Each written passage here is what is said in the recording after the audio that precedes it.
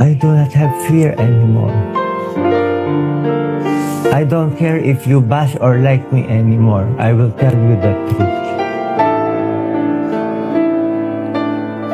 Let me drink a little rose.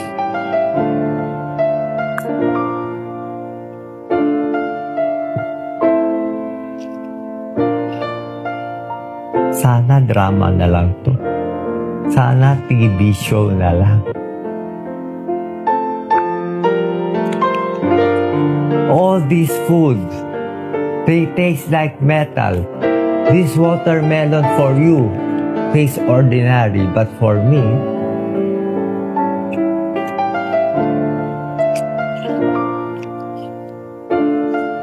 watermelon and dragon fruit for bowel movement. That is the correct process of healing. You should defecate past your bowels and urinate every day. Get all the toxins out. You know what my doctor said? You can eat anything. You have cancer. You try to eat. Even if no taste, I try and try to eat. If I don't eat, I will die. These are my medicines. I will take it in front of you.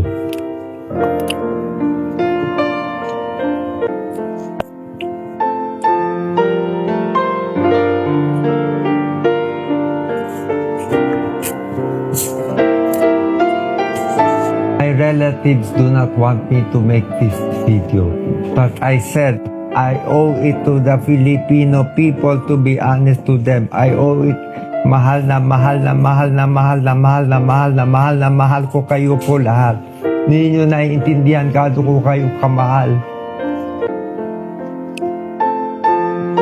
Bawat takbo ko para po sa inyo, hindi para sa akin. Unang campaign ko, wala akong gastos kahit na pangalawa, wala akong gastos, wala akong niloko, wala akong inaway. Anong ginawa niyo? Binas nila ako ng binas. Sumaba sobrang loob ko. Filipinos should be more caring, more honest. That's why we have all these hardships.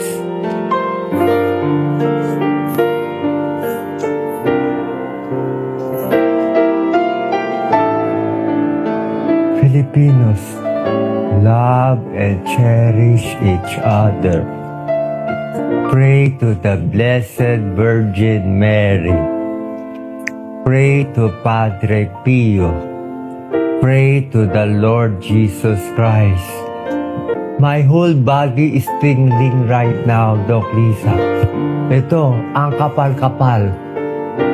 It's like a spirit came here, all over here.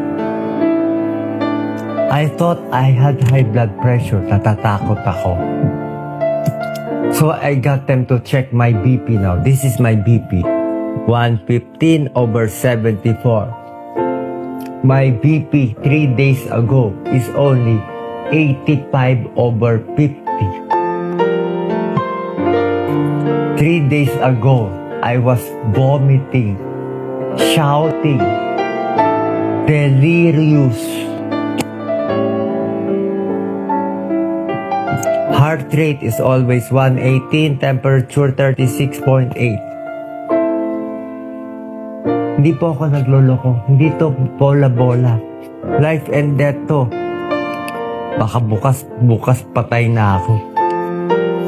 If I live, I will live for you. I will live for everyone de la Cruz. I do not have fear anymore.